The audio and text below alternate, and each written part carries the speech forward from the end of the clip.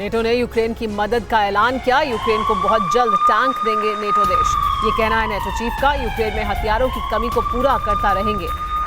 रूस के खिलाफ यूक्रेन की मदद भी जारी रहेगी।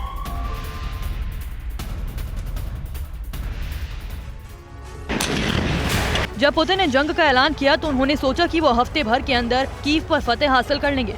इसके बाद रूसी राष्ट्रपति ने युद्ध की डायरेक्ट मॉनिटरिंग शुरू की तो लगा बहुत जल्द यूक्रेन हथियार डालने को मजबूर हो जाएगा। लेकिन हर कयास से उलट ज़ेलेंस्की की सेना वॉर जोन में डटी रही, दुश्मन को मुंह तोड़ जवाब देती गई। तो इसकी बड़ी वजह नाटो से मिलने वाली मदद को माना जा रहा है। एक बार फिर नाटो ने यूक्रेन को इसी तरह की सहायता देने का ऐलान किया। नाटो चीफ ने कहा कि यूक्रेन को बहुत जल्द घातक टैंक नाटो देश की ओर से दिए जाएंगे। इतना ही नहीं, नाटो यूक्रेन में हथियारों की कमी को पूरा करने का दम भी भर रहा है। इसका मतलब ये भी है कि चाहे पुतिन कितनी भी कोशिश कर ले, रूस के खिलाफ यूक्रेन को नाटो सपोर्ट करना जारी रखेगा। बता दें, नाटो में शामिल होने के सवाल पर ही रूस ने यूक्रेन पर हमला शुरू किया था। अभी यूक्रेन को जर्मनी और फ्रांस से भी लाइट एडवांस टैंक मिले हैं।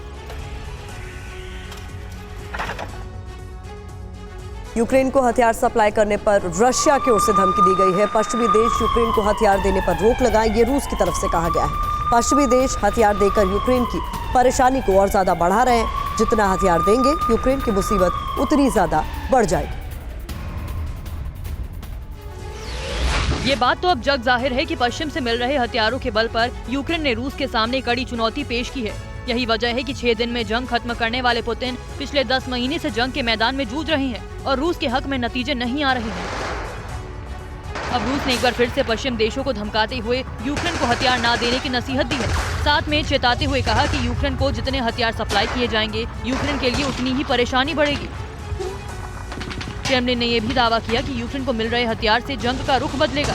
रूस की इस चिंता को समझा जा सकता है कि क्योंकि पिछले 10 महीने से यूक्रेन लगातार पश्चिम से हथियार देने की अपील करता रहा है और अमेरिका सहित कई देश यूक्रेन में घातक हथियारों का जखीरा भेज रही हैं। जानकार भी मानते हैं कि यूक्रेन अपने बल पर ये जंग चंद दिनों में हार जाता। अमेरिका सहित पश्चिम देशों ने न सिर्फ यूक्रेन की मदद की है, बल्कि बार बार उसे उकसाने का भी काम किया और पश्चिम की यही चाल पुतिन के बिछाए गए हर मोहरे को मात दे रही है। रूस की इस ताज़ा धमकी का सीधा मतलब यही है कि रूस अब यूक्रेन पर घातक हमले की तैयारी कर रहा है।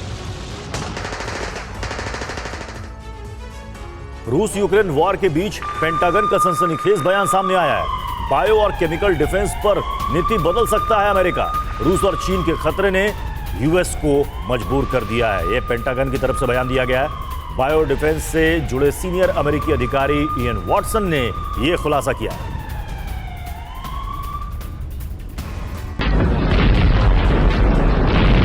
रूस और यूक्रेन वॉर के बीच पेंटागन ने सनसनीखेज बयान दिया। उसके मुताबिक अमेरिका बायो और केमिकल डिफेंस पर नीति बदल सकता है। पेंटागन की माने तो रूस और चीन के खतरे ने यूएस को मजबूर कर दिया है और ये सब बातें बायो डिफेंस से जुड़े सीनियर अमेरिकी ऑफिसर इयन वॉटसन ने की है। अब दुनिया के सामने पैदा बायो और केमिकल वेपन के इस खतरे को लेकर भी डिटेल खबरें सामने आ रही हैं। बायो डिफेंस पर स्टैंड बदलने की तैयारी में अमेरिका क्या संकेत दे रहा है, क्योंकि बायोकेमिकल अटैक से बचाव के उपायों पर काम शुरू करने को लेकर बड़ी खबरें आई। अमेरिका को चीन और रूस में ऐसे वेपन पर काम होने का शक है। इस बीच 4 स्तर पर अमेरिकी तैयारी को लेकर बड़ी खबरें हैं। काउंटर अटैक, ट्रीटमेंट, वैक्सीन और जरूरी उपकरण, साथ ही बायोकेमिकल वेपन के खतरे को देखते हुए ये बड़े फैसले अब लिए जा रहे हैं, जहां इस्तेमाल में इसे आसान बताया जाता है और परंपरागत डिफेंस को भी ये भेद सकता है। लेकिन बड़ा सवाल है कि आखिर खतरा किस तरीके से बढ़ता जा रहा है, क्योंकि अगर इनका जानबूझकर इस्तेमाल होता है तो एक्सीडेंटल तबाही भी बड़ी साबित होगी।